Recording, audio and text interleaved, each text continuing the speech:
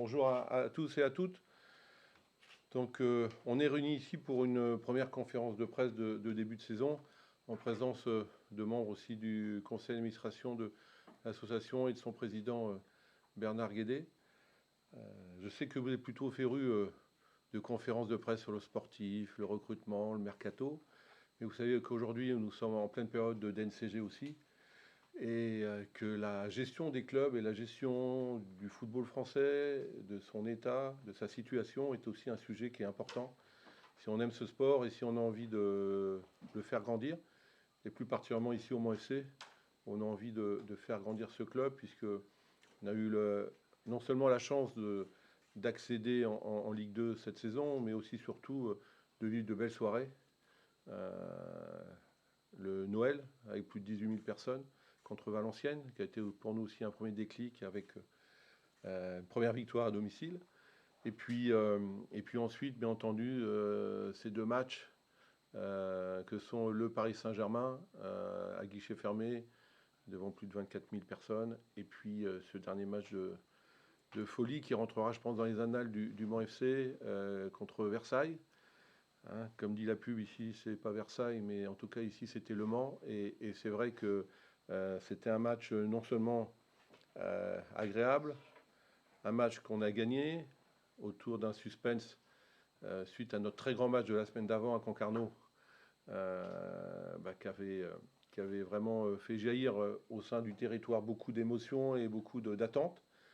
Et on a eu non seulement le bonheur de gagner ce match, mais aussi et surtout eh bien, de vivre une soirée comme on devrait vivre tous les soirées de football, très positive, où il y avait beaucoup de familles, de femmes, d'hommes, tous sexes, tous âges, toute nationalité, toute couleur qui étaient là, et pour vivre simplement une belle soirée, pour communier, pour échanger. Et c'est le football qu'on aime, et c'est le football qu'on a envie de développer au Mans FC. Et donc aujourd'hui, l'idée, avant de commencer lundi la reprise, puisque c'est la reprise lundi 30 juin, et on vous attend avec le coach à 14h30, je crois, pour là une conférence de presse plus ciblée sur le sportif. L'idée, c'était de faire un point, encore une fois, sur l'économie du football et sur le modèle économique aussi que doit mettre en place le Mans FC et sa situation d'aujourd'hui.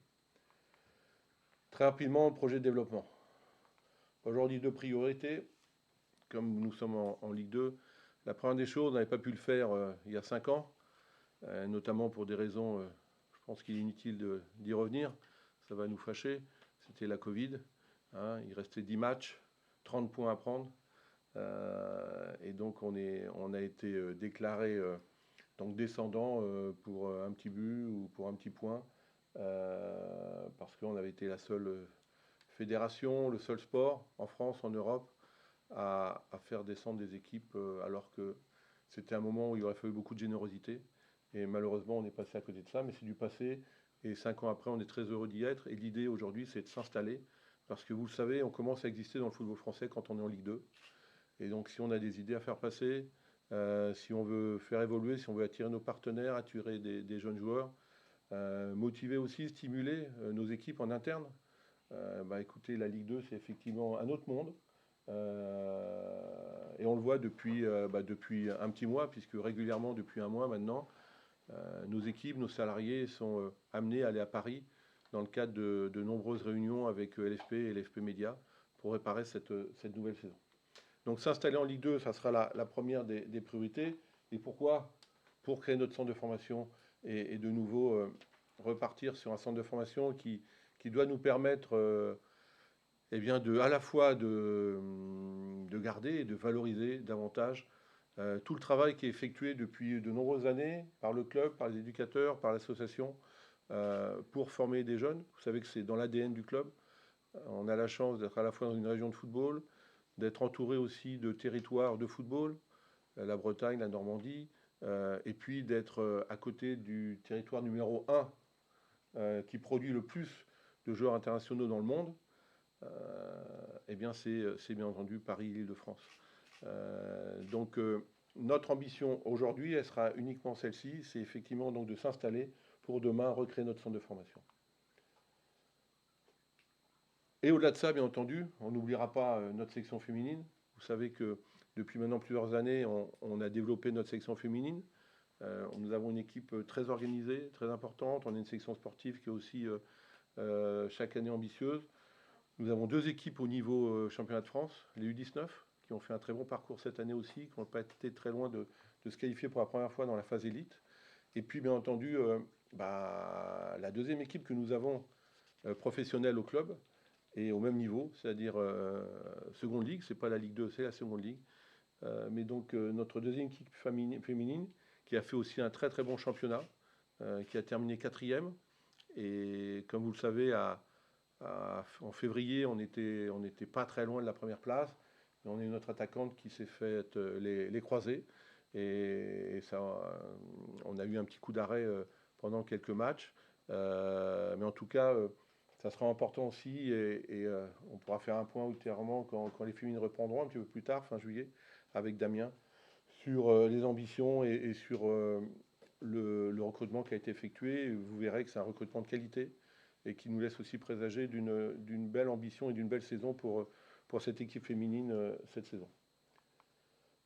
Au-delà de nos objectifs, maintenant il faut aussi bien sûr comment atteindre ces objectifs et quelle est la stratégie qu'on a à mettre en place. L'idée, bien entendu, la première des choses, parce que ici le projet du club, c'est d'abord le sportif. C'est le cœur de notre projet. Nous sommes un club de football, nous sommes un club de sport, garçons et filles, avec 3 sections, hein, la section masculine, la section féminine et la section futsal. Et donc il est important de continuer à structurer le domaine sportif. Ça veut dire quoi? Tout d'abord, vous savez, suite à la liquidation, forcément, on a eu des terrains qui ont été plus entretenus, il n'y avait plus d'équipe dessus, des installations aussi qui commencent à vieillir. Et aujourd'hui, si on veut continuer à grandir et continuer à développer, il faut d'abord rénover, développer nos installations. Vous avez pu voir en arrivant que ça a bien commencé au niveau de la Pince-Nardière. On le verra tout à l'heure, mais c'est la rénovation de 3 terrains. C'est environ 1,6 million d'euros d'investissement du club, avec le terrain d'entraînement prioritaire de l'équipe professionnelle qui a été complètement scalpé et ressemé. Il sera prêt pour lundi. Nous avons le terrain numéro 2 qui est plus destiné en priorité à la post-formation, qui lui a été complètement réaménagé avec notamment le système de drainage, le système d'arrosage qui a été complètement revu et qui a été aussi complètement scalpé et ressemé. Et lui, il sera prêt un petit peu plus tard, début septembre. Et puis, pour la première fois à la Pince-Nardière, vous savez que au niveau professionnel, et ça sera le cas aussi au Stade Marie-Marvin, puisque c'est un terrain hybride, nous aurons un terrain hybride ici, pour le terrain à la fois de repli, mais le deuxième terrain d'entraînement de l'équipe professionnelle masculine, mais aussi ce terrain sera mis en place pour les matchs, et notamment les matchs de l'équipe post-formation qui jouera en R1 cette année. Deuxième élément, la data. Vous savez, la data, c'est quelque chose qu'on parle beaucoup dans le football, mais pas que dans le football. Mais aujourd'hui, si on veut grandir, forcément, il va falloir aussi qu'on se structure, qu'on avance. La data, il faut des hommes, il faut des logiciels, il faut savoir aussi travailler, analyser ça. Nous, notre philosophie par rapport à ça, elle est très simple. C'est que, on pense que si on veut grandir aujourd'hui, on ne peut pas ne pas travailler avec la data. Mais on sait aussi, parce que c'est une des valeurs du club, on essaie toujours de mettre l'humain au centre du projet. Et c'est pour cela que la data ne sera pas le seul maître dans nos choix, puisqu'il restera toujours le fait de ce qu'on ressent, de l'humain, de la personnalité des uns et des autres, et du vécu qu'ils ont. Mais en tout cas, aujourd'hui, on ne peut plus recruter, on ne peut plus travailler sans la data. Et on va développer et mettre en place un vrai service data vidéo cette saison. Et pour un petit peu nous aider et aider le staff technique à être encore plus performant et plus précis. Le troisième élément, c'est, on emploie ça des fois dans certains clubs aujourd'hui, le secteur performance, la cellule performance. C'est effectivement tout ce qui permet aussi aux sportifs d'être meilleurs. Alors ça passe par le médical, kiné à temps plein, on va avoir un kiné à temps plein, plus un autre kiné quasiment à temps plein. On va renforcer les passages de nos médecins. C'était 2 passages l'an dernier, ils vont passer 3 fois cette année. Mais c'est aussi commencer à essayer de trouver des partenariats et avancer sur la nutrition, sur la récupération, et sur un domaine aussi qui est important pour moi, alors je ne sais pas si on pourra le mettre en place aujourd'hui, mais qui devra, je pense, dès qu'on sera bien structuré et qu'on aura un centre de formation, c'est la préparation mentale. C'est quelque chose de très important. C'est quelque chose qui a mis du mal à se mettre en place en France, mais qui aujourd'hui prend petit à petit toute sa place. Mais je pense que la préparation mentale, c'est pas quelque chose qu'on met en place quand on va mal, parce que c'est encore parfois le réflexe que nous avons. Et dans la situation d'urgence, il reste 4 matchs, on veut sauver l'équipe, on appelle un préparateur mental, alors ça peut marcher. Mais encore une fois, nous et moi, ce n'est pas ma philosophie. Ma philosophie, c'est effectivement de mettre ça en place, et notamment dès le centre de formation, de mettre une préparation mentale pour accompagner nos jeunes et nos footballeurs et footballeuses, sachant que là aussi, c'est une relation humaine, donc la relation entre le préparateur et le joueur, la relation entre le préparateur et l'entraîneur est quelque chose de très important. Et puis, il y a aussi des joueurs, des joueuses qui n'en ont pas besoin, des joueurs, des joueuses qui en ont moins besoin, et des joueurs et des joueuses qui n'auraient pas fait la carrière qu'ils ont fait s'ils n'avaient pas eu un préparateur mental. Donc là aussi, c'est comme ce qu'on vit tous les jours, ce que vous vivez aussi. On est dans le sur-mesure, on est dans l'individualisation du travail, et ça sera la même chose. Mais ce sont les trois secteurs qu'on souhaite développer dans les prochains mois et dans les prochaines années. Au-delà de continuer à structurer le domaine sportif, il va falloir aussi continuer à structurer le domaine administratif. On a donné un petit coup de neuf, on a refait l'accueil, mais aussi au niveau des hommes. Vous savez que le football aujourd'hui se développe énormément, même s'il est en difficulté. Il y a d'autres métiers, d'autres sollicitations. Il y a quelques années, on avait les médias classiques. Aujourd'hui, les réseaux sociaux ont pris une importance une importance vitale dans la vie d'un club. Il y a beaucoup de demandes de la part de nos abonnés, de nos supporters, de vivre les matchs, mais de vivre au-delà des matchs, de vivre la vie interne d'un club. Et par exemple, je ne sais pas si vous avez ça en tête ou pas, mais sur, je crois, une idée du coach, on avait reçu des packs d'eau de notre partenaire Cristalline, et finalement, il fallait déplacer ce pack d'eau. On avait pris tous les joueurs l'un derrière les autres, ils s'étaient passé les packs d'eau pour les ranger. Une vidéo comme ça, qui est toute bête, sur nos différents réseaux, ça avait fait plus d'1 million de vues. Donc vous voyez l'impact que ça a, et que c'est aussi quelque chose de très important pour le développement du club. Et donc le secteur administratif, on va le développer parce que il y a des clubs aujourd'hui professionnels qui sont 20, 30, 50, 100, 500 personnes, 500 salariés. Nous aujourd'hui, on est une petite dizaine de personnes. Je vais en profiter aussi pour remercier tous les salariés du club parce que ils travaillent beaucoup. On les a énormément sollicités tout au long de la saison avec plusieurs gros matchs qui se sont enchaînés. Quand vous avez 23, 25 000 personnes, écoutez, ça demande un petit peu de travail en amont, mais aussi pendant le match et après en bilan. Donc aujourd'hui, l'idée, c'est d'essayer de travailler mieux, et on va essayer de renforcer différents secteurs. On va renforcer le secteur commercial, le secteur, tout ce qui est team manager sécurité, le secteur financier aussi. On va embaucher un nouveau responsable comptable. Voilà, donc on va aussi, et c'est important parce que la structuration du club, on gagne sur le terrain uniquement, pas uniquement je veux dire, avec les joueurs ou avec le staff, mais c'est aussi s'il y a une dynamique complète et si tout le monde sent qu'il y a un vrai club qui se structure et qui avance.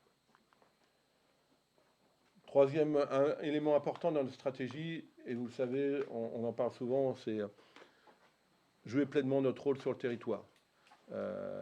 On l'a vu sur le dernier match, mais ça a dépassé le cas du dernier match parce que beaucoup de personnes en ont parlé, en parlent encore. Il y a des répercussions aujourd'hui, tout à l'heure on le verra, notamment sur des belles répercussions, sur l'arrivée de nouveaux partenaires. Et donc vous savez que le football, on l'aime pas, mais c'est le sport numéro un, c'est le sport dont on parle tous les jours. Vous écoutez la radio, je suis bien passé pour le dire parce que ma femme a horreur du football, et à chaque fois que j'ouvre la radio, je tombe sur une émission de football, elle me dit c'est pas possible, même dans la voiture. Donc c'est effectivement donc un sport qui est toujours présent, important. Les scores d'audience n'ont jamais été aussi importants malgré la situation difficile que nous vivons en France. Et donc nous, on souhaite continuer et encore plus de jouer notre rôle sur le territoire. On a conscience de notre responsabilité, on a conscience de l'importance que nous avons, à la fois dans le domaine économique. Vous savez, quand on fait contre Versailles, contre Paris, 1200 décideurs, c'est 1200 repas, c'est de la sécurité, c'est de l'hôtellerie, c'est les restaurants autour, etc., etc. Donc pour l'économie locale, c'est quelque chose de très très important. Et donc on va jouer complètement et pleinement ce rôle. En termes de médias, communication, vous en êtes la preuve vivante, vous le savez. On a fait le calcul de nos articles. Il y a plus d'une journée, plus d'un article par jour à chaque fois sur Le Mans FC en moyenne. Donc ça veut dire que c'est un vecteur de communication très fort et très, très puissant. Mais au-delà de ça, et je me permets d'insister sur ce troisième rôle que nous avons, qui est très important pour moi, c'est le rôle social. Le football fédère, rassemble des ministres, des anciens ministres, des maires, des présidents de conseils départemental, des chefs d'entreprise, mais aussi des salariés, des familles, et puis aussi des jeunes et des gens en difficulté. Et ça, il ne faut pas l'oublier, nous avons un rôle très très important de cohésion sociale sur un territoire. On le voit tous les jours, on le voit sur notre téléphone. C'est pour nous une mission qui est très très importante. C'est pour ça que dans nos valeurs, nous avons notamment la proximité, la simplicité, la proximité avec les clubs du coin, la proximité avec notre public, avec nos supporters. Et donc on va aussi essayer de jouer pleinement ce rôle social, de développer des opérations autour de tout ce qui est RSE. Il y a de fortes chances, vous savez, on l'avait déjà organisé, mais c'est pas parce qu'on est en Ligue 2 qu'on le fera pas, au contraire. D'organiser en début de saison un forum emploi où avec tous les acteurs du territoire, du département, de la région, de la ville, de la métropole, de proposer plusieurs centaines d'emplois à des gens qui en ont besoin, présenter aussi tout ce qu'on peut faire en termes de formation à l'occasion d'un match. C'est quelque chose d'important. On a aussi envie de mettre en place une opération sur le handicap, parce que c'est aussi quelque chose qui est pour nous important. Et puis on n'oubliera pas non plus voilà, notre traditionnel Noël, où c'est la réunion de toute la jeunesse du territoire, mais aussi des gens qui sont défavorisés, qui peuvent peut-être ne pas vivre un Noël, et de leur offrir un Noël. Ça sera a priori, j'ai regardé le calendrier rapidement, le 3 décembre, je crois. Et donc on essaiera d'organiser ce Noël-là et d'en faire une belle fête. L'an dernier, c'était plus de 18 000 personnes. L'enjeu cette saison, ce sera d'être à guichet fermé et de jouer aussi et de faire un beau Noël mois de décembre. Donc voilà, jouer notre rôle de territoire, on en a conscience et on a envie de le développer encore plus aujourd'hui que nous sommes en Ligue 2. Ensuite, ce qui est important, et ce qui est souvent aussi au-delà du sportif, parce que pour gagner, et c'est ce qui nous intéresse tous, c'est gagner, il faut des bons joueurs, il faut un bon entraîneur. Mais vous savez, la réalité, elle est autre. Parce que je pense que, et on peut prendre l'exemple de cette année en national, il y avait peut-être des équipes qui avaient des meilleurs joueurs que nous, peut-être un meilleur staff que nous, et pourtant c'est nous qui sommes montés. Et je crois que l'élément qui est le plus compliqué, qui est le plus difficile, mais qui permet le plus souvent d'avoir des résultats, c'est de créer une dynamique. Et cette dynamique, on la crée aussi surtout quand on a une identité forte au sein du club. Et donc, on est au Mans, on est en Sarthe, on a des valeurs, on a des spécialités, et on a des couleurs, on a un public, on a une typologie de public. Et donc l'idée, c'est continuer à travailler avec ce public, à rassembler et de porter de plus en plus haut et fort notre identité, et notamment à travers nos couleurs, petit à petit, à force de dire venez en sang et or. Contre Versailles, on a commencé à avoir des tribunes sang et or. Et l'idée, on va essayer de le développer de plus en plus, parce que c'est aussi un élément très important de notre dynamique, et donc à l'arrivée, un élément très important pour gagner des matchs. Ensuite, notre identité, c'est aussi, bien entendu, ça passe par les hommes et femmes du club. On est très heureux d'avoir Martin Rossignol, qui est un jeune du club, qui identifie parfaitement ce club, qui a prolongé cette saison et qui sera avec nous cette année. Et qui, pour la petite anecdote, tout à l'heure m'a envoyé un petit message, président, j'ai toute ma famille qui s'abonne. Bon, est-ce qu'on peut faire un petit effort ou pas voilà. Mais en tout cas, vous voyez l'état d'esprit, c'est-à-dire que ces jeunes qui sont issus du cru et qui emmènent avec eux toute leur famille, qui emmènent avec eux tous les voisins de leur famille, c'est un élément important. Anaïs Gasnier aussi, qui a été éducatrice longtemps chez nous, qui est aujourd'hui joueuse de la seconde ligue, est aussi une joueuse qui identifie parfaitement les valeurs du club. Mais l'identité du club, ça passe par les hommes et les femmes, mais pas uniquement par les joueurs et les joueuses. Ça passe aussi à la fois par nos éducateurs. On est heureux d'avoir des gens comme Thibaut Ferrand, on est heureux d'avoir Fred Thomas, Greg nous quitte, vous le savez, mais bon, Greg c'était de nombreuses années et comme Romain Dupont nous a quittés avant, mais c'est aussi parfois l'évolution logique. Mais comme Romain, Greg a su partir par la grande porte et je suis persuadé qu'un jour il reviendra. Et puis l'identité du club, ce sont aussi nos dirigeants, nos bénévoles.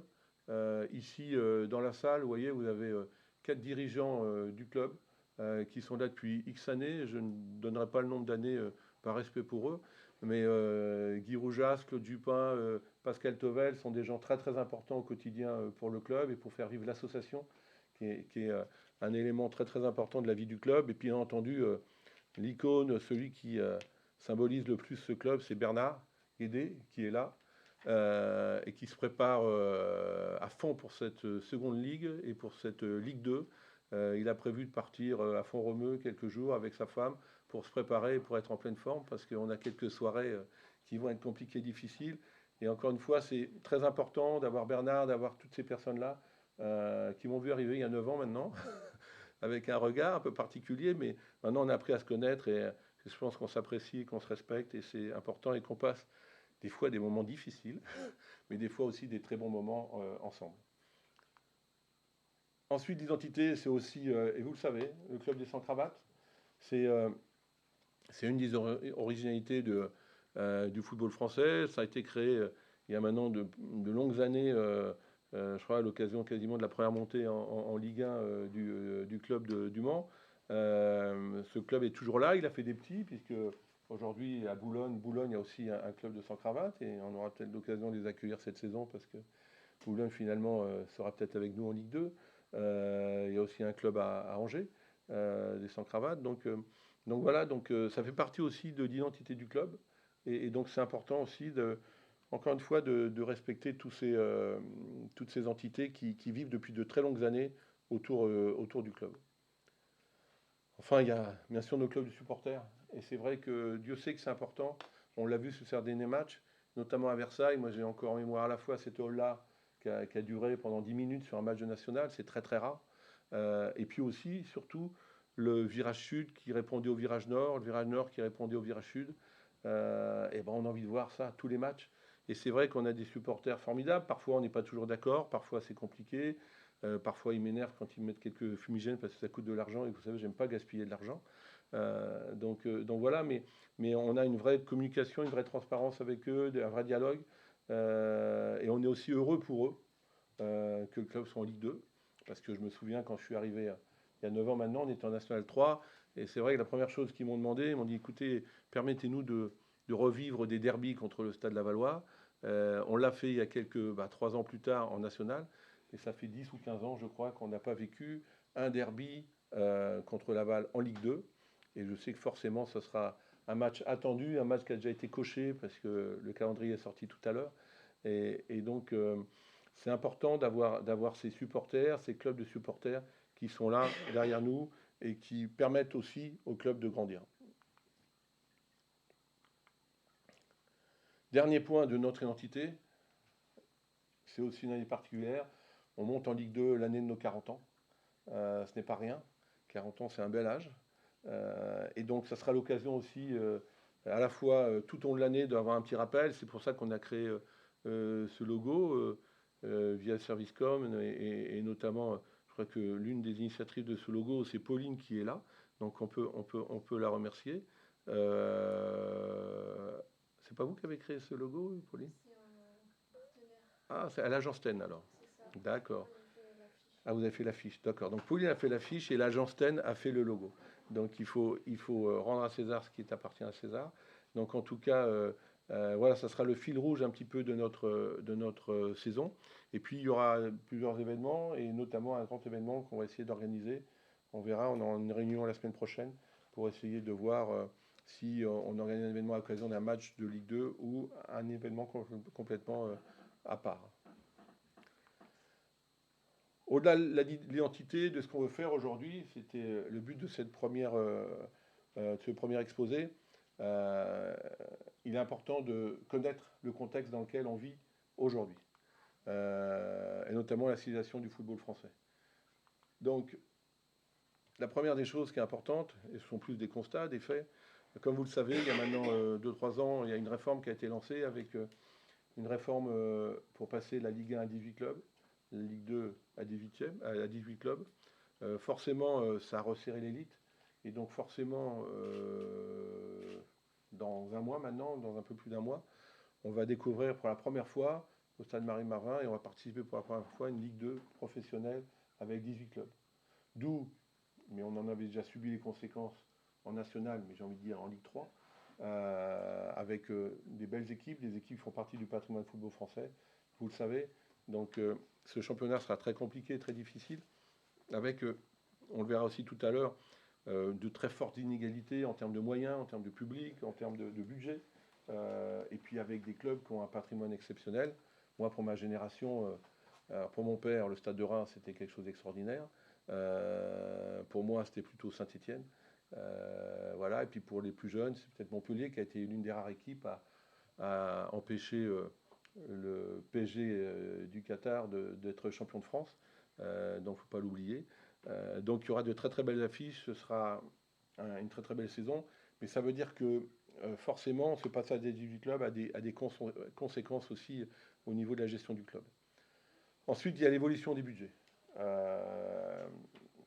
Quel est le constat aujourd'hui par rapport à l'évolution du budget? On vous a fait une petite étude rapidement avec ce qui se passe en national. Et vous pouvez constater que sur les 5 dernières années, il y a certes une augmentation des produits, mais comme vous pouvez le constater, c'est une moyenne des clubs de national, enfin, il n'y a pas de club amateur national, fédéraux ou professionnels, mais vous constatez que les charges augmentent beaucoup plus rapidement que les produits, hein, puisque les charges sont passées en moyenne de 3 millions par an à 7 millions 5, 7 millions 6, et les produits sont passés simplement de 2 millions 9 à 4 millions 966 à 5 millions. Donc un écart qui s'agrandit d'année en année et qui explique ce qui se passe aujourd'hui peut-être pour certains clubs à la DNCG. On a fait ensuite cette analyse uniquement sur les clubs professionnels. Et là, vous vous rendez compte que l'écart est encore un peu plus important. C'est-à-dire qu'aujourd'hui, en national, le budget moyen d'un club professionnel est de plus de 11 millions d'euros. Et les charges, elles sont de... les charges sont de plus de 11 millions d'euros et les produits sont de plus de 7 millions d'euros, donc un écart encore plus grand. Donc forcément un modèle économique très compliqué et déséquilibré. Ensuite, l'évolution des résultats nets et des capitaux propres, c'est-à-dire que la situation qu'il y a au bilan de chaque club et de chaque entreprise. Là aussi, on se rend compte qu'en moyenne, vous voyez que la situation des clubs depuis 5 ans se dégrade de manière très très forte, très très importante, puisque les capitaux propres en moyenne sont passés de 800 000 euros à un peu plus de 300 000 euros, et les résultats nets sont passés de moins 134 000 euros, c'est-à-dire quasiment, le résultat net c'est le résultat de l'exercice sur l'année, hein, alors que la situation nette c'est la photographie de l'entreprise, du club sur plusieurs années. Eh bien la situation nette, vous voyez, le résultat net c'est nettement dégradé depuis 3 ans notamment. On était quasiment à l'équilibre en 2020-2021 et depuis 2020-2021 il y a une baisse très forte des résultats nets, ce qui va jusqu'à moins 1 859 000 en 2023-2024.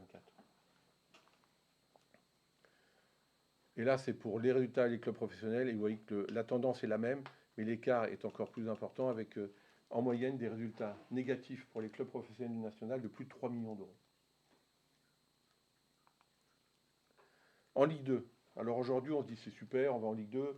Il y a quelques années, on dit on allait en Ligue 2. Ça a été le cas il y a 5 ans. On s'est dit c'est l'occasion effectivement de retrouver notamment des droits télé, puisque nous, depuis 2 ans, nous n'avions plus de droits télé.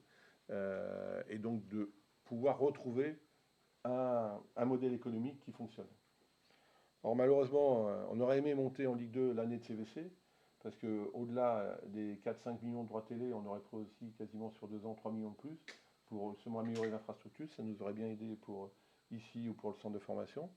Malheureusement, on monte en Ligue 2 la mauvaise année. Et là aussi, on constate, vous voyez, les produits moyens en Ligue 2, c'est 16 millions d'euros. Les produits, donc, sont toutes les recettes. Hein, ça part de Concarneau, l'année Concarneau il y a 2 ans à Saint-Étienne avec 34 millions d'euros. Mais ce qui est important, c'est, voilà, on a les produits, mais quelles sont les charges? Et les charges, on est à 25 millions de moyenne de charges, ça veut dire près de 10 millions d'écart de pertes en moyenne pour les clubs. Et ce qui est très important, vous voyez un petit peu les niveaux de charges, parce que souvent on vous dit, tiens, quel est le budget du club, on vous donne le niveau des produits. Non, le vrai budget du club sont les charges. Et vous voyez qu'un club comme Bordeaux, qui était à 72 millions d'euros il y a 2 ans, en Ligue 2, en Ligue 2, hein, un club comme Saint-Etienne, plus de 58 millions, 3, que je connais bien, plus de 50 millions de charges il y a 2 ans, et même des villes qui vivent à travers le football, mais Auxerre, à près de 40 millions d'euros en Ligue 2. Ça, c'est une grande transformation, il faut bien en avoir conscience. Il y a quelques années encore, un budget moyen en Ligue 2, c'était entre 8 et 10 millions d'euros. Et donc les droits télé représentaient entre 50, 60, 70% de ce budget. Et puis un budget un peu confortable, c'était entre 12 et 15 millions d'euros. Aujourd'hui, vous le constatez, c'est-à-dire que l'écart, il est énorme. C'est-à-dire entre le dernier Concarneau et Bordeaux, il y a entre 7 millions et 72 millions, il y a x10 d'écart, 10 fois le budget. Et donc cet écart aussi, il faut en prendre conscience. C'est pas une garantie de succès, mais en tout cas, il n'y a pas de secret non plus. On pourra le voir, vous pourrez vous amuser à faire une corrélation entre les budgets et puis le classement. Et vous verrez que cette année, des clubs comme Lorient, c'était des clubs qui avaient forcément un budget très très important. Et tout ça pour vous expliquer que voilà, aujourd'hui, les budgets en Ligue 2 n'ont plus rien à voir avec ce qui était, et que surtout, il y a un modèle complètement déséquilibré. Et si on veut exister, eh bien, il faut essayer de trouver un nouveau modèle qui fasse qu'on puisse, dans la durée, continuer à grandir. Le constat, qu'est-ce qui s'est passé? C'est la conséquence aussi de tout ça. C'est, comme vous le savez, aujourd'hui, il y a 10 ans, 15 ans, quand j'allais aux réunions de présidents de club, c'était quasiment les, euh, les dirigeants, les acteurs économiques de chaque région française. Aujourd'hui, on parle plus anglais que français. Et aujourd'hui, il y a eu l'arrivée de nombreux investisseurs français, internationaux, avec des réussites, des moins bonnes réussites, mais comme ça a été aussi le cas avec des dirigeants français qui ont aussi eu des difficultés avec leur club. Mais c'est en tout cas un élément important, parce qu'aujourd'hui, on a en face de nous non seulement des investisseurs, mais même des pays parfois, et avec des budgets quasiment illimités. Et on ne peut pas ne pas prendre conscience de cet état. Autre élément, on pensait avoir été au bout des infrastructures, on dit c'est fini les grands stades, c'est fini et tout ça. Mais je pense que là, on est encore en train d'arriver dans un niveau d'infrastructure que je ne sais pas si je le verrai, mais en tout cas qui dépasse l'entendement. Le projet du stade du Paris Saint-Germain, s'il y arrive, ça va être un truc phénoménal. En Angleterre, le nouveau projet de stade de Manchester, c'est un truc de fou. Au Maroc, qui doit accueillir la Coupe du Monde, je crois qu'ils sont en train de faire le plus gros stade du monde. Voilà, donc ça veut dire que on n'a pas fini de voir des stades de plus en plus grands. Et donc ça veut dire à côté des économies de plus en plus importantes, et donc des produits de plus en plus importants, mais aussi des risques de plus en plus importants, forcément, puisque on avait tendance à dire, vous savez, il y a 10 ans, 15 ans, le niveau de risque et l'unité de mesure dans un club de football, c'était le million d'euros. On gagnait vite, on perdait vite 1 million d'euros. Aujourd'hui, c'est plutôt en dizaines de millions qu'on doit parler, et un club gagne vite ou perd vite plusieurs dizaines de millions. Et c'est ce risque-là et cette analyse-là qui est importante, ce modèle-là qui est importante pour essayer encore une fois, de solidifier le club. Laurent, si juste vous pouvez relancer la clim, parce que voilà, parce que là il fait. Ensuite, au-delà des infrastructures, et donc c'est aussi quelque chose pour nous important, puisque nos infrastructures, comme je vous le disais tout à l'heure, on vieillit. Autre point, constat, et vous le savez, vous êtes dans les médias, donc vous connaissez aussi bien que moi ce problème que nous avons aujourd'hui, qui est complètement fou. Il y a 2 ans, on aurait dit aujourd'hui, nous sommes quasiment fin juin. Le championnat reprend dans 1 mois et 1 semaine. Nous ne savons toujours pas quel est le montant des droits télé. Mon droit télé, encore une fois, qui représentait 50, 60, 70% des budgets. Donc vous imaginez la difficulté. Vous, dans votre quotidien aujourd'hui, vous avez un loyer à payer, vous avez des courses à payer, vous avez l'électricité à payer, du téléphone à payer, votre voiture à payer. Ça représente 1000. Et ben, d'un seul coup, ces 1000, vous receviez 500, 600, 700 tous les mois pour vous aider à payer ces 1000. Et d'un seul coup, on vous dit bah, les 600, 700 disparaissent. Et donc, c'est forcément un élément nouveau. Jamais on n'aurait imaginé, je pense, arriver à ce niveau-là. Mais on va essayer d'être positif. Et l'élément positif, c'est que je crois qu'on peut que rebondir et qu'on peut qu'aller plus haut, puisque là, on part de très très bas. Et aujourd'hui, il y a des discussions. On espère avoir des nouvelles prochainement. Mais en tout cas, c'est forcément un élément qu'il faut prendre en compte dans l'idée de continuer à exister dans ce monde professionnel. Donc vous l'avez compris, avec tous ces éléments-là, il y a un modèle économique qui est très dangereux dans le football, qui arrive aujourd'hui à ce qu'on vit. Hein, vous avez vu il y a 2 jours, je crois, à la DNCG, qui aurait imaginé un club comme Lyon rétrogradé à l'heure où on parle en Ligue 2. C'est quelque chose de complètement fou, quoi. Et on vous aurait dit ça il y a 5 ans, 6 ans, vous auriez dit mais non, c'est pas possible. Comme on vous aurait dit, écoutez, dans 5 ans, les droits télé sera zéro, vous dites mais non, c'est pas possible. Pourtant, c'est aujourd'hui cette succession et qui arrive derrière la Covid, qui arrive derrière le problème Média Pro, etc. etc. Et donc, toute cette succession de problématiques fait qu'aujourd'hui, forcément, l'économie du football est en difficulté. La situation du Mans FC dans tout ça. Très objectivement et avec beaucoup d'humilité dans le monde du football, je pense à l'extérieur, le Mans FC a la chance d'avoir une très belle image, et notamment pour 3 points. Un, on est plutôt observé comme un club qui s'est plutôt bien géré. Alors selon les années, soit on dit Gomez c'est un radin, soit on dit une fois qu'on a passé la DNCG, putain, et c'est un bon gestionnaire. Donc c'est à vous de choisir. Mais en tout cas, et c'est ma philosophie, et c'est aussi sûrement mon éducation, parce que je dirais moi, je suis pas né avec un empire derrière moi. Donc c'est vrai que bien gérer, ne pas gaspiller quelque chose d'important, parce que je ne me verrai pas un jour aller dans le vestiaire et dire aux joueurs, dire aux salariés, bah, écoutez messieurs, mesdames, il faut baisser votre salaire de 30% parce que sinon on ne va pas s'en sortir. Et ne pas tenir ses engagements. Donc aujourd'hui, le Mans FC a une situation financière qui est saine, ce qui nous a permis de passer la DNCG sans encombre et sans aucune observation, et qui nous laisse beaucoup de souplesse, mais parce qu'il y a une vraie relation de confiance entre la DNCG et le club aujourd'hui. Deuxième élément, la situation sportive. Avec tous les gens de l'association, avec tous les éducateurs, tous les salariés. Aujourd'hui, alors que vous savez d'où on vient, qu'on était en national l'an dernier, que ça fait 2 ans qu'on avait, nous déjà, parce que c'est nouveau pour les clubs de Ligue 2, mais nous, ça faisait déjà 2 ans qu'on avait 0 en droit télé. Donc il avait fallu s'habituer à cela. On a 2 équipes aujourd'hui vitrines du Mans FC qui sont, pour faire simple, en 2e division, en Ligue 2, professionnelles, 2 équipes professionnelles. Donc c'est un atout. On a derrière une formation qui pousse, une formation qui pointe son nez au niveau de nos équipes professionnelles, que ce soit chez les filles ou chez les garçons. Et encore, du fait que nous n'ayons pas de centre de formation, ayez bien conscience que chaque année, et encore cette année, au grand désarroi de Bernard, tous nos meilleurs jeunes, et maintenant dès l'âge de 13 ans, 14 ans, 15 ans, partent. C'est-à-dire que chaque année, nos 4-5 meilleurs jeunes partent dans des centres de formation. Donc imaginez si on avait pu garder tous ces jeunes, aujourd'hui, on aurait forcément un niveau sportif et une capacité à avoir une équipe à la fois qui ressemble à notre territoire, une équipe avec des joueurs qui sont forcément attachés à notre identité.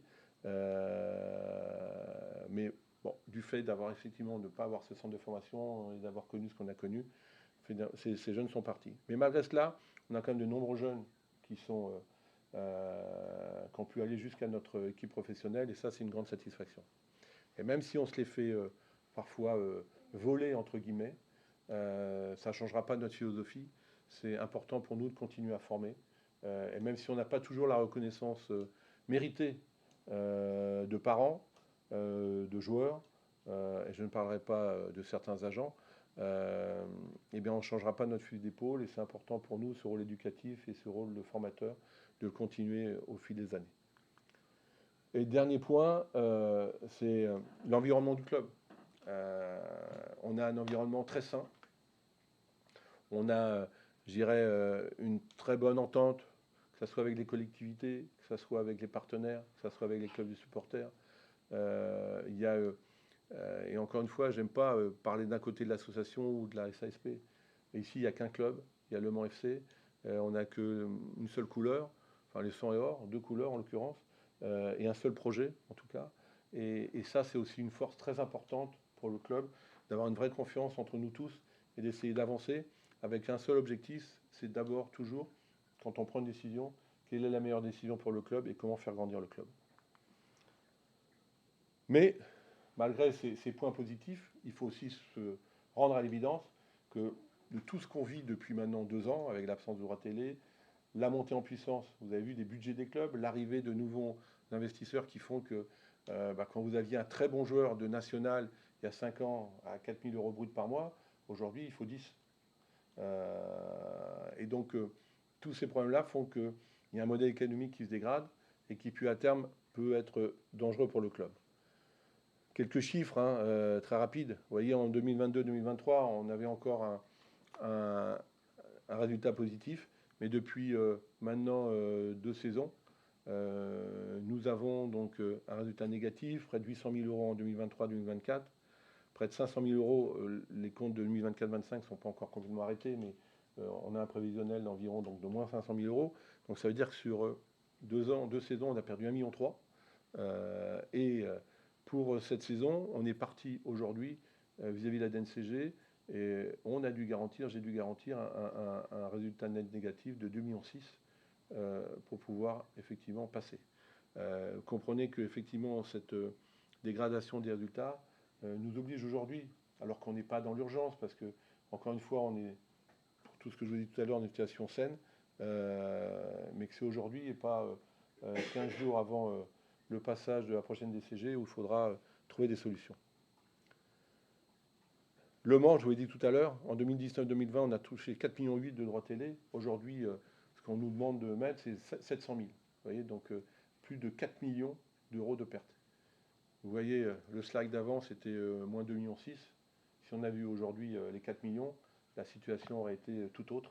Et on aurait pu équilibrer davantage, recruter davantage, que ce soit au niveau sportif, au niveau administratif, et peut-être accélérer encore plus les investissements dans les infrastructures. Le deuxième problème, au-delà de la situation économique du Mans FC, sont les infrastructures, vous l'avez vu. L'an dernier, ça a été très très compliqué pour le groupe professionnel. Entre novembre et entre mars quasiment, nos terrains qui n'avaient pas été rénovés depuis 15 ans, où les systèmes de drainage ne fonctionnaient plus, les systèmes d'arrosage ne fonctionnaient plus, dès qu'il pleuvait, les terrains étaient impraticables. Et de novembre à mars, le matin, 8h30, on ne savait pas où on allait s'entraîner parfois. Le Villaret nous a prêté parfois des installations, on a été à la Californie. Mais forcément, ce n'est pas à la hauteur ni de nos ambitions, ni des responsabilités que nous avons aujourd'hui, et encore moins aujourd'hui en Ligue 2. C'est la raison pour laquelle on a accéléré aujourd'hui les travaux pour essayer de ne pas vivre la même chose la saison prochaine. Mais on a des installations, on a un atout formidable, c'est que le foncier existe, mais maintenant il faut effectivement rénover le foncier. Et un chiffre, un tout bête, un terrain hybride, c'est plus d'1 million d'euros. Nous avons ici 4 terrains, plus 2 au Clos Fleury, ça fait 6 terrains. Donc je vous laisse faire le calcul vous-même. Et puis bon, ça c'était le petit clin d'œil, oui, ça fait mal, je suis retombé sur la photo quand même. 9 ans au Mans FC, ça marque. Donc je ne sais pas qui c'est. Mais bon, donc je n'ai pas fait voir ça à ma femme, mais c'est vrai que forcément, 9 ans, ça fait un petit coup de vieux, mais bon, on est quand même toujours debout et toujours en pleine forme. Alors maintenant, c'est quoi l'idée?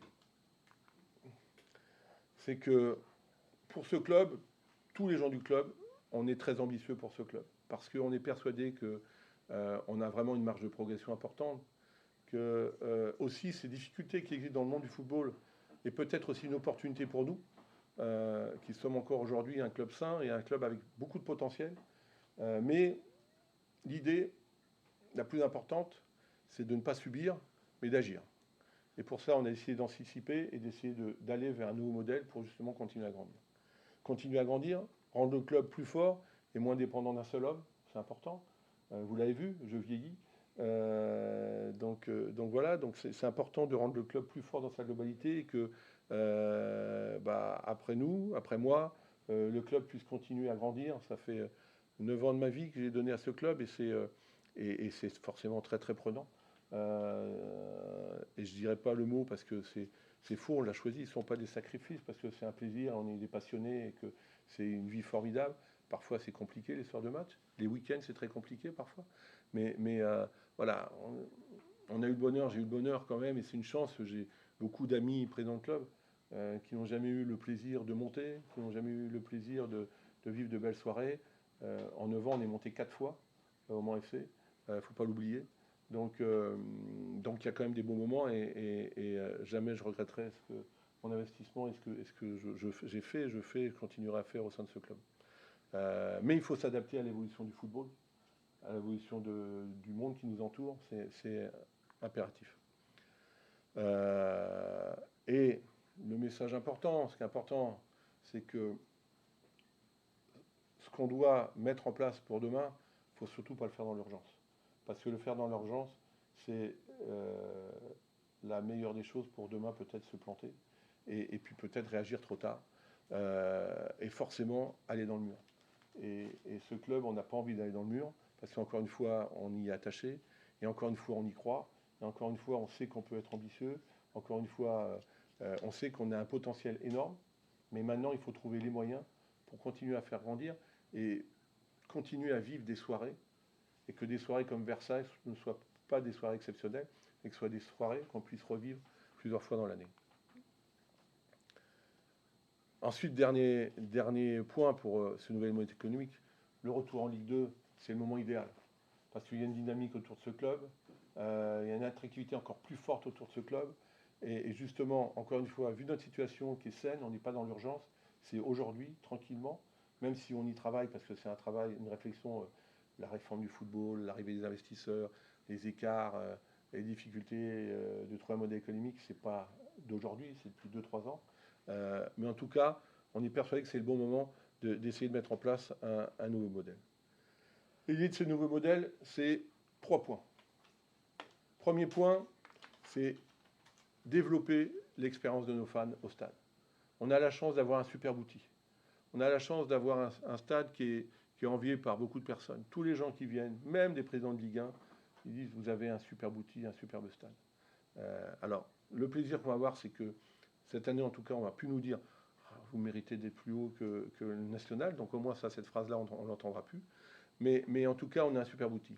Ce qu'il faut maintenant, et on l'a vécu, on a commencé à le vivre avec cette saison, il faut qu'on développe et qu'on propose d'autres choses à nos supporters, à nos partenaires, à tous ceux qui viennent au stade, pour que, les encourager à venir en sang et or.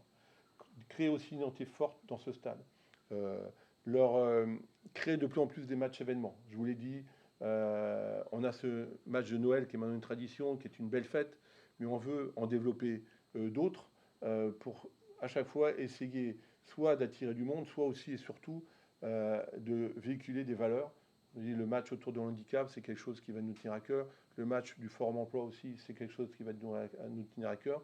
C'est que utiliser l'outil Le Mans FC pour à la fois permettre peut-être à des gens qui ne vont pas dans les salons traditionnels demander un emploi, vont dire, bah tiens, et ils vont utiliser le fait que de venir dans un lieu différent, d'un hôtel, différent d'un parc des expositions, venir dans un stade pour rencontrer des employeurs, pour donner leur CV et derrière assister à un match et peut-être changer leur vie. Et puis, il y a un élément important aussi, c'est dans l'expérience de nos fans. On doit récupérer la saison prochaine la gestion des buvettes au stade Marie-Marvin. Et pour nous aussi, c'est quelque chose de très important pour l'expérience du spectateur. C'est qu'on a envie effectivement d'innover dans ce domaine-là, d'apporter des choses nouvelles, de marketer davantage notre offre. Et donc c'est important. Tout ceci pour dire, on a un outil, on le voit quand il est plein, c'est formidable, tout le monde prend un pied pas possible, que ce soit le staff technique sur le banc, que ce soit les joueurs, que ce soit les médias, les supporters, les partenaires. Et ça ne tient qu'à nous de remplir plus souvent ce stade. On est en Ligue 2, on sait qu'il y aura déjà des matchs où il y aura beaucoup de monde, mais à nous aussi de créer, au-delà de ces matchs, des matchs événements pour que du monde, il y en ait quasiment à tous les matchs. Donc le premier élément pour nous, c'est développer la relation et l'offre, l'expérience qu'on peut proposer à nos supporters. Deuxième élément, c'est fédérer les acteurs économiques du territoire.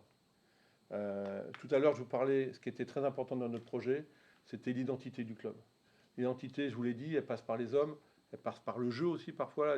On sait que notre projet est autour du collectif, par les dirigeants qui sont là depuis longtemps, mais je pense aussi que notre identité, elle passe par notre capacité à rassembler et à fédérer les acteurs économiques du territoire. Ça, c'est quelque chose de très important. Et aujourd'hui, avec la direction commerciale autour de Laurent Tison, on a déjà, vous voyez, de très bonnes nouvelles, puisque on a développé des partenariats très forts avec des grandes marques, des grandes entreprises du territoire, le groupe EJ, Leclerc Le Mans, le groupe Wickero 2, la Maison Prunier, le groupe Legrand, tous les autres partenaires, Pasno, Veolia, Dalkia, Créalis, Clara Automobile, Capa, Intersport, qui sont donc des acteurs aujourd'hui importants du territoire et qui sont des acteurs très importants pour nous. Et on a envie de continuer à développer cette relation avec nos partenaires. Ensuite, j'ai une bonne nouvelle, un petit scoop à vous annoncer, c'est que j'attendais cela depuis 9 ans, mais le groupe LDC va redevenir partenaire du club. Vous savez que c'était un partenaire historique du club, via ses marques notamment Gaulois et Loué. Aujourd'hui, on est très content que via sa marque Matine, via la société L'Oeuf, qui est à Bazoges, pas très loin d'ici, Matine sera un des partenaires importants du club, sera aussi sur le maillot. Et on est très content, très heureux, très fiers de renouer ce partenaire avec ce grand groupe qui fait, je crois, plus de 6 milliards d'euros, et de pouvoir les réaccueillir à côté de nous. C'est pour nous une très grande satisfaction. Et puis j'ai mis 3 petits points derrière parce qu'il nous en manque encore.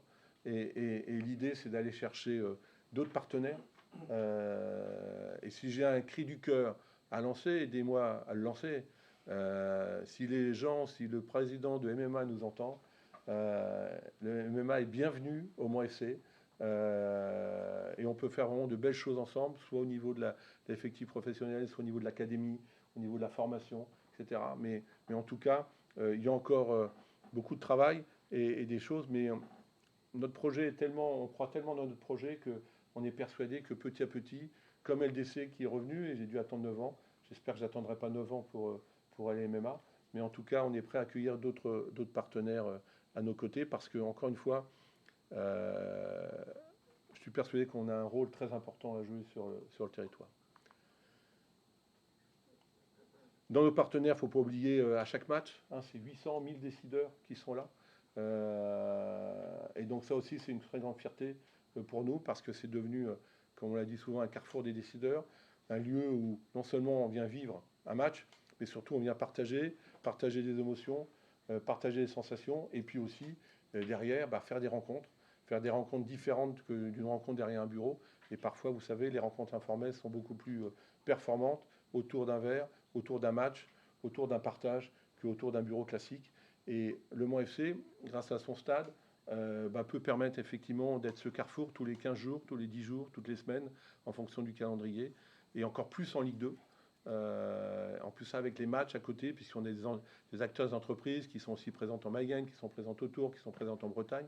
Et donc à travers nos différentes rencontres, ils pourront effectivement aussi, grâce au Mans FC et à travers le Mans FC, développer leur réseau de business et leur réseau de partenariat.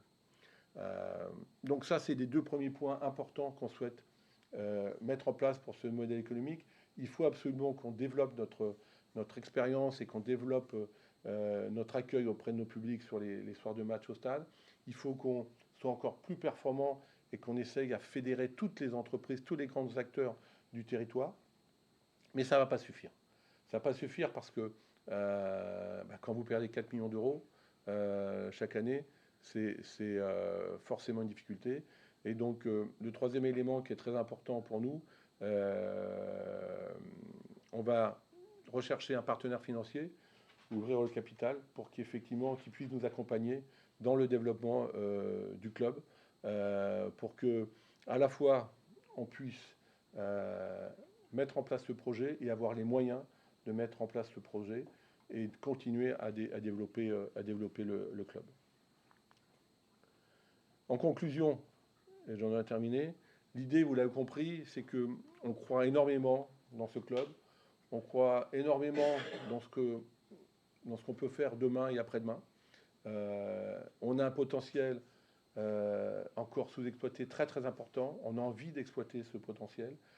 Et puis surtout, ce dernier match à Versailles nous a donné beaucoup de force, beaucoup d'envie. On a envie de revivre ça, on a envie de partager ça, on a envie de donner du bonheur à tout ce territoire, avec les acteurs locaux, avec les supporters, avec les partenaires, et puis avec d'autres partenaires qui doivent venir nous aider.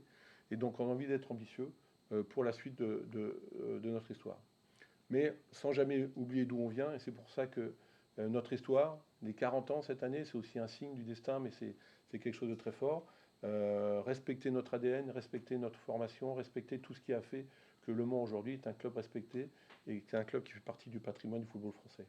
Et si je dois terminer avec 3 phrases, l'idée c'est ne jamais oublier hier, ce qui a été fait hier, l'histoire, les joueurs et notamment les 40 ans, ça sera l'occasion aussi de remettre à l'honneur, de recroiser tous ceux qui ont fait l'histoire du club. Et ça, c'est important.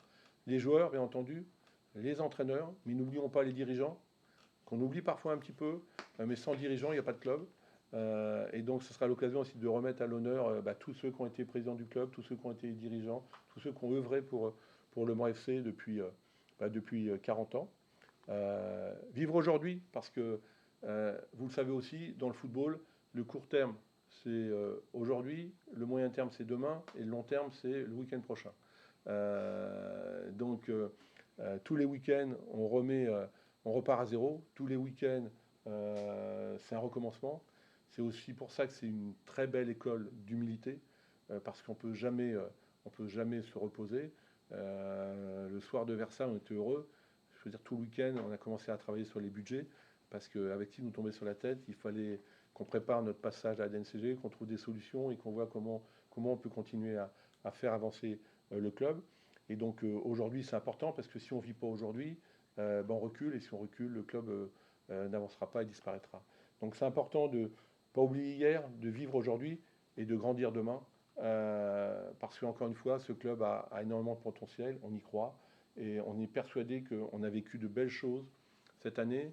Sur ces 9 années aussi, on a vécu des belles choses. Je vous l'ai dit, 4 montées, des matchs de Coupe de France, des matchs de Coupe de la Ligue aussi, avec un des stades pleins. Eh bien, on a envie de revivre tout cela, mais pour cela, il faut créer un nouvel modèle économique, et on va essayer de le mettre en place pour donner et continuer à donner du plaisir, peut-être encore plus de plaisir à notre public, à notre territoire. Voilà, merci pour votre écoute. Et puis maintenant, si vous avez quelques questions, et si vous n'en avez pas, écoutez, c'est à vous de choisir. Du coup, le budget du club, ce serait combien du coup, cette saison? Aujourd'hui, on est environ à 9 millions d'euros.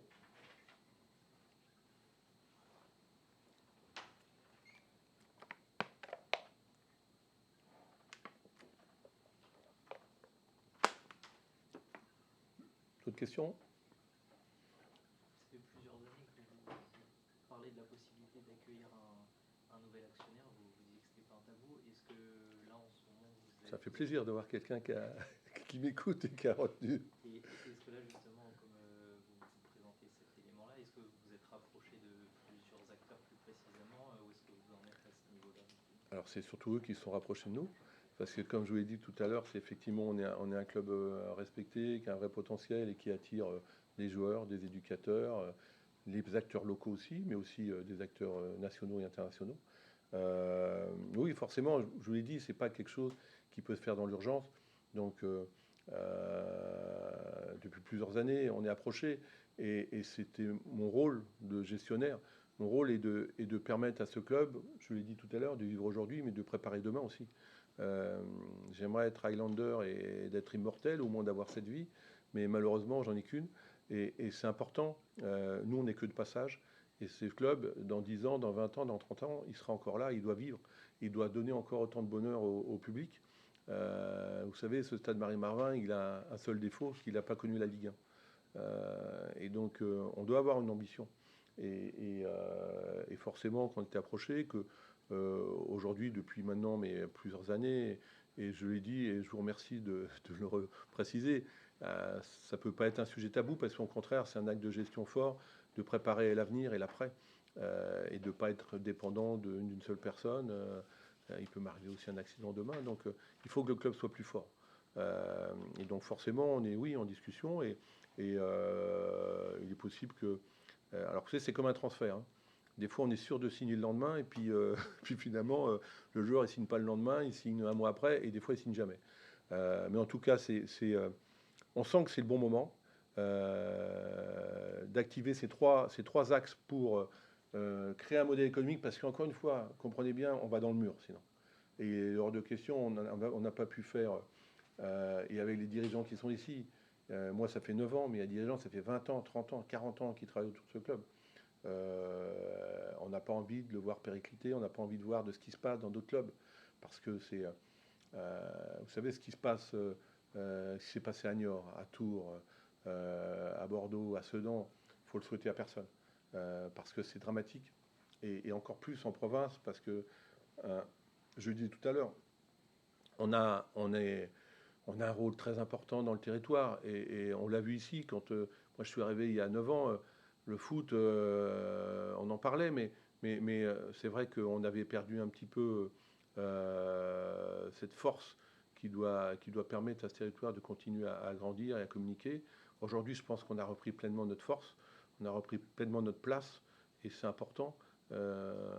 Mais maintenant, il faut savoir la garder. Vous avez vu, et c'est pour ça que je me suis permis de passer un peu de temps sur le contexte, l'environnement. L'environnement est compliqué et difficile. Mais soit c'est compliqué et difficile, et on baisse la tête et on va dans le mur, soit au contraire, on se dit c'est peut-être une opportunité aussi. Et c'est à nous de préparer aujourd'hui, de préparer demain, pour pouvoir grandir, et peut-être, et sûrement, je l'espère en tout cas, continuer à donner du bonheur aux gens qui le méritent sur ce territoire.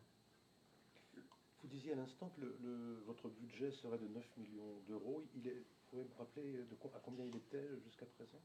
L'an dernier, il était à 5. Il était à 5. Oui. Là, vous dites que le stade, c'est un magnifique outil, mais en même temps, il va vous coûter plus cher. Donc, c'est aussi essayer de trouver peut-être un équilibre pour qu'il puisse rapporter et pas trop vous coûter, quoi, en fait. C'est bien, là, j'ai des bonnes questions aujourd'hui. Oui, oui, effectivement, mais c'est la logique des choses. On retrouve la Ligue 2, donc on trouve ça légitime. Que le stade nous coûte un petit peu plus cher, parce que c'est aussi un outil qui va nous permettre, et qui doit nous permettre d'attirer plus de public, plus de décideurs, plus de partenaires. La seule chose, comme toujours, c'est de trouver le juste milieu. Il ne faut jamais oublier que le stade, il doit permettre d'abord au club de se développer. Et si le club se développe, le stade vivra et tout le monde sera heureux. Mais si c'est que le stade qui vit et le club est en difficulté, il n'y aura plus de vie.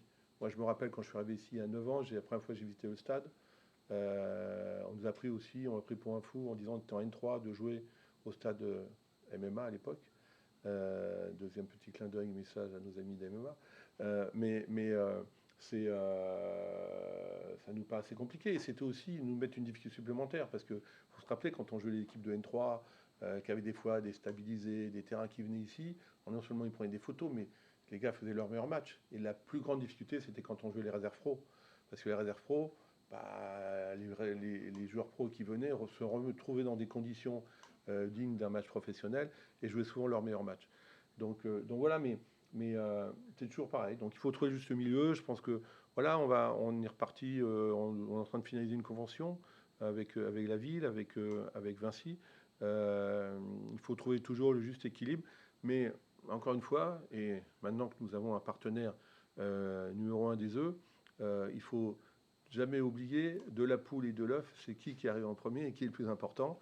Et donc, je crois qu'aujourd'hui, encore une fois, il faut que le club se développe et qu'on aide le club à se développer. Et si le club se développe, eh bien forcément, les comptes de la ville comme les comptes du stade seront plus sympathiques. Il va vous coûter combien le stade cette année? Il va nous coûter combien? Écoutez, je vais laisser la ville ou dire, mais c'est aujourd'hui, c'est allez, je vais vous faire, on va être sur environ un demi-million d'euros. Hein, alors après, c'est toujours compliqué parce qu'il y a du variable. Donc voilà, donc plus il y aura de monde, plus ça nous coûtera cher. Donc après, c'est pour ça qu'il faut aussi vendre un petit peu les places. Et vous avez remarqué, on a lancé notre politique d'abonnement qui marche très très bien. On pense que le football, c'est un sport populaire. C'est important, on a 25 000 places. Donc c'est important d'avoir du monde, d'avoir un socle.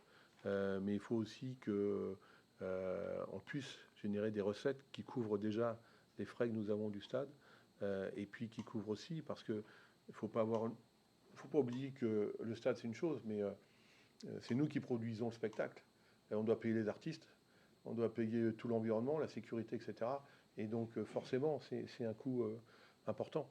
Mais pour être très honnête, on est très heureux d'avoir ce stade.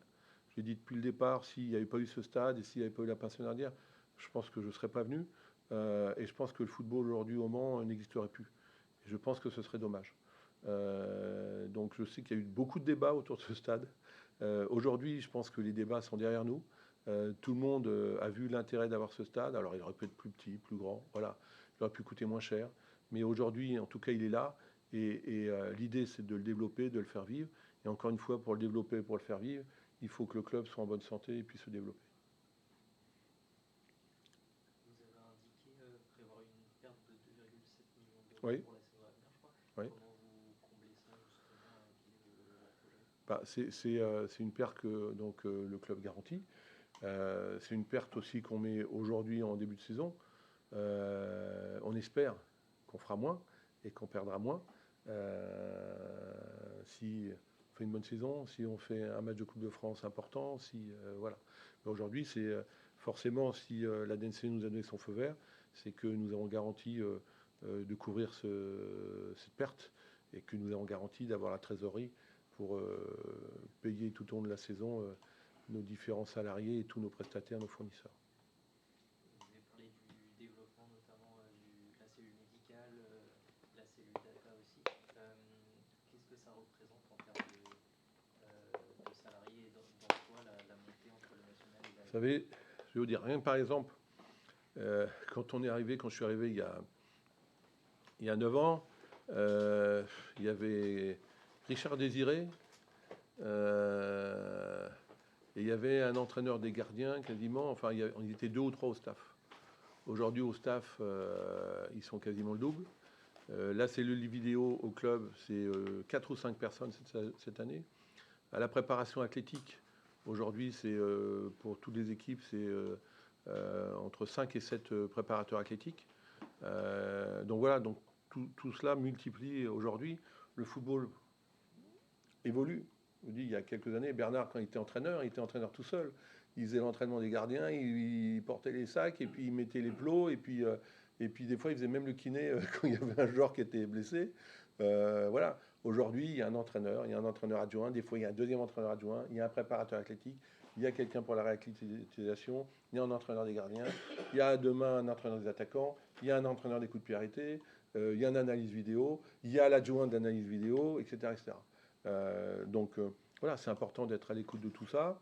Après, il ne faut pas aller dans l'exagération. Et c'est vrai que ces 3 dernières semaines, j'étais un peu le monsieur non, parce que tout le monde entrait dans le bureau et ne pouvait pas dire oui à tout. Mais c'est important parce que, encore une fois, c'est aussi une sécurité, une garantie pour tout le monde.